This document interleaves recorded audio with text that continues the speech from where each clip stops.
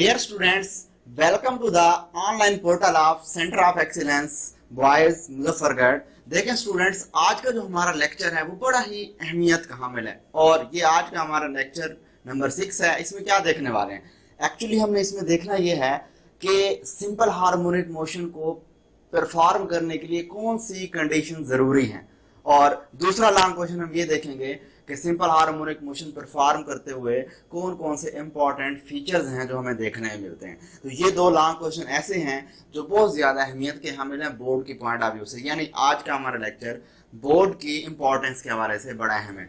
तो चलते हैं, सबसे पहले हम ये देखते हैं कि पिछले 10 सालों में पंजाब के 9 बोर्ड में यानी 180 पेपर्स में अब तक जो पहला लॉन्ग क्वेश्चन है ये अब तक 12 मरतबा पूछा गया, जबकि जो दूसरा लॉन्ग क्वेश्चन है वो अब तक पिछले 10 सालों में 3 मरतबा पूछा गया। तो आप सबसे पहले तो ये देखते हैं कि आज के लेक्चर्स में लर्निंग आउटकम्स क्या हैं। आज के लेक्चर में जो लर्निंग आउटकम है वो सबसे पहले हम ये देखेंगे कि necessary conditions of simple harmonic motions क्या होती हैं। फिर हम ये देखेंगे what is simple harmonic motion. फिर हम ये देखेंगे कि features of simple harmonic motions क्या हैं। ये 3 हमारे बेसिकली लर्निंग आउटकम होंगे आज के टॉपिक के। तो सबसे पहले आपको यहाँ ये दिखा देता हूँ कि ये जो 2 लॉन्ग क्वेश्चन है किन किन बोर्ड में पूछे गए हैं। सबसे पहला लॉन्ग क्वेश्चन है कि what are the necessary conditions for a body to produce simple harmonic motion, यानी एक जिस्म के लिए सिंपल हार्मोनिक मोशन पैदा करने की शराइत क्या है। ये 3 मरतबा मुख्तलिफ बोर्ड में पूछा गया और ये बोर्ड आपके सामने मेंशन है। इसी तरह दूसरा लॉन्ग क्वेश्चन जो है उसकी बात करते हैं। तो दूसरा लॉन्ग क्वेश्चन जो कि 12 मरतबा पूछा गया है वो क्या है हमारे पास कि define simple harmonic motion, right 4 features of simple harmonic motion, यानी सिंपल हार्मोनिक मोशन की कोई सी 4 खुसूसियात आपने लिखनी है। तो सबसे पहले हम चलते हैं अपने पहले सवाल पर कि what are necessary conditions for a body to produce simple harmonic motion. अब सबसे पहली चीज इसकी क्या क्या शराइत हो सकती हैं जो कि यानी जब हमें सिंपल हार्मोनिक मोशन परफॉर्म करनी पड़े। हमने प्रीवियस जो लेक्चर्स पढ़े हैं उसमें मैंने आपको पहले लेक्चर में ये बताया मैस स्प्रिंग सिस्टम की ऑसिलेशन, फिर दूसरे में मैंने आपको बताया बॉल एंड बाउल सिस्टम, और तीसरे के अंदर मैंने आपको बताया कि किस तरह सिंपल पेंडुलम भी सिंपल हार्मोनिक मोशन परफॉर्म करता है। बट अब ये देख रहे हैं कि इन तीनों को जब हम ऑसिलेशन तीनों की परफॉर्म करवाते हैं तो उससे पहले क्या कंडीशन होनी चाहिए। तो there are following conditions which must be satisfied to produce simple harmonic motion, otherwise oscillation will not produce.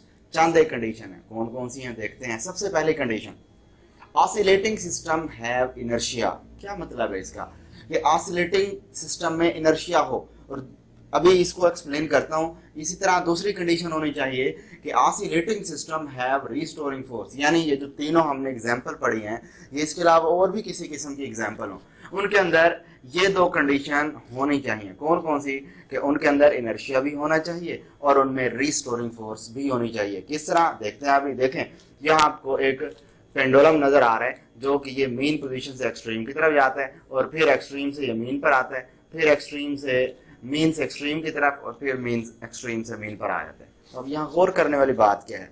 गौर करने वाली बात यहाँ पर यह है कि एक्चुअली ये जब मीन से एक्सट्रीम पर गया तो वापस आना चाह रहा है, किस वजह से आएगा? Due to restoring force. ये अलग बात है कि मैस स्प्रिंग सिस्टम के अंदर जो रिस्टोरिंग फोर्स है वो हमारे किए गए वर्क की वजह से आती है।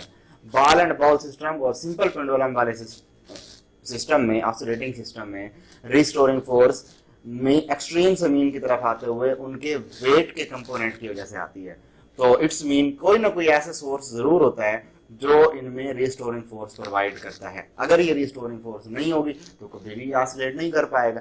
सिमिलरली जब ये मीन पर मौजूद होगा तो मीन से ये एक्सट्रीम की तरफ चला जाता है, हालांकि इसको रुक जाना चाहिए एक्सट्रीम से मीन की तरफ आते हुए, लेकिन रुकेगा नहीं बल्कि एक्सट्रीम की तरफ जाएगा। और मीन से एक्सट्रीम की तरफ कौन सी ऐसी चीज है जो उसको लेकर जाएगी? दैट इज इनर्शिया, यानी इनर्शिया बॉडी को मीन से एक्सट्रीम की तरफ लेकर जाता है और इसी तरह रिस्टोरिंग फोर्स बॉडी को एक्सट्रीम से मीन की तरफ लेकर आती है। ये 2 पैरामीटर हैं। बात क्लियर? अब नेक्स्ट कंडीशन देखते हैं। नेक्स्ट कंडीशन है कि surface of oscillating system should be frictionless, यानी कि फर्ज कर लिया मैस स्प्रिंग सिस्टम की मैं बात करूं, उसमें जो मैस है जिस सरफेस के ऊपर पड़ा हुआ है वो सरफेस फ्रिक्शन लेस हो, यानी उसके अंदर रगड़ नहीं होनी चाहिए। अगर फ्रिक्शन हुई उसके अंदर तो properly simple harmonic motion perform नहीं हो सकेगी और at the end simple harmonic motion होते होते होते आखिरकार वो रुक जाएगी। देखते हैं, देखें तीसरा आपको देखें यहाँ ये एक मैस नजर आ रहा है जो कि एक स्प्रिंग के ऊपर, इस पे एक बोर्ड के ऊपर रखा हुआ है। तो अब इस बोर्ड और इस मैस के दरमियान अगर तो फ्रिक्शन हुई तो प्रॉपरली ऑसिलेशन नहीं हो पाएगी। तो सिंपल हार्मोनिक मोशन के लिए प्रॉपर कंडीशन ये है कि इनके दरमियान फ्रिक्शन नहीं होनी चाहिए।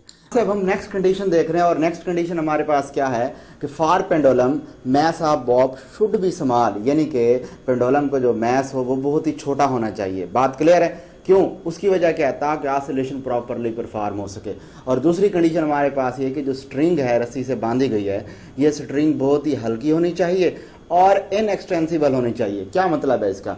इनएक्सटेंसिबल का मतलब ये है कि पहली बात यहाँ ये देखिए, हमें पता है टाइम पीरियड का फार्मूला हम पढ़ चुके हैं, वो क्या है? T = 2πL/g√। दूसरे लफ्जों में हम ये देख रहे हैं कि टाइम पीरियड L√√ के डायरेक्टली है। मेन ये कि अगर रस्सी को हम एक्सटेंसिबल रख दें, यानी जिसमें लचक होनी चाहिए, तो उसकी लंबाई या तो बढ़ जाएगी या कम हो जाएगी। जब भी लंबाई इंक्रीज हो या डिक्रीज हो तो टाइम पीरियड भी इंक्रीज डिक्रीज हो जाएगा। तो इट्स मीन यहाँ से पता लगा कि पेंडुलम की जो रस्सी है वो लाइट भी हो और इनएक्सटेंसिबल भी होनी चाहिए। अब हम चलते हैं अपने अगले सवाल की तरफ, जो कि बहुत ज़्यादा अहमियत का हामिल है। इस सवाल को हम देखते हैं कि वो क्या है। सवाल देखें कि define simple harmonic motion, right 4 features of simple harmonic motion. 12 मरतबा ये मुख्तलिफ बोर्ड में पूछा गया है और आपके सामने ये तमाम बोर्ड्स मेंशन किए गए हैं। अब देखते हैं इसके अंदर कि पहले सिंपल हार्मोनिक मोशन की तारीफ देख लेते हैं। तो सबसे पहले क्या है जी? Simple harmonic motion occurs when the net force is directly proportional to the displacement from the mean.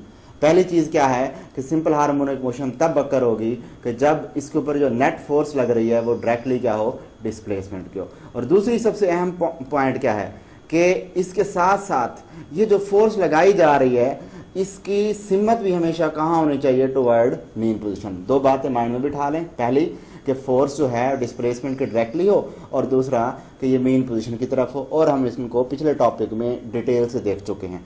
अब हम चलते हैं अपने नेक्स्ट इसकी प्रॉपर्टीज़ की तरफ, इसके फीचर्स की तरफ। वो इसके फीचर्स क्या हैं देखें।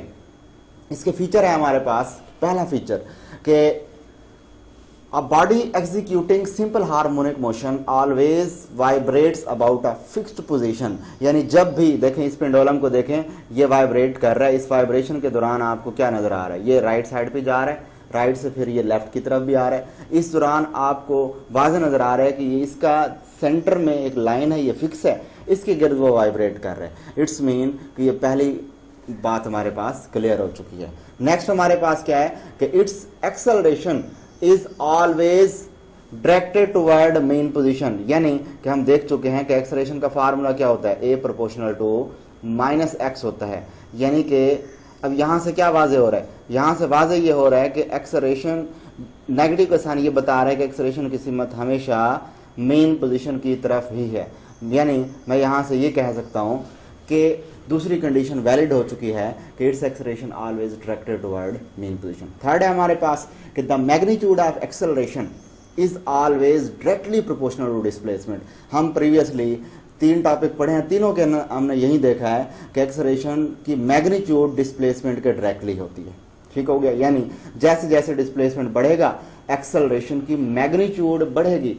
लेकिन एक बात माइंड में यहाँ बिठा लें कि अगर फ़र्ज़ कर लिया कि मीन से एक बॉडी जा रही है एक्सट्रीम की तरफ और उसका डिस्प्लेसमेंट मीन से एक्सट्रीम की तरफ है, तो उसके एक्सेलरेशन तो इंक्रीज होगा लेकिन उसकी सिमत कहाँ होगी?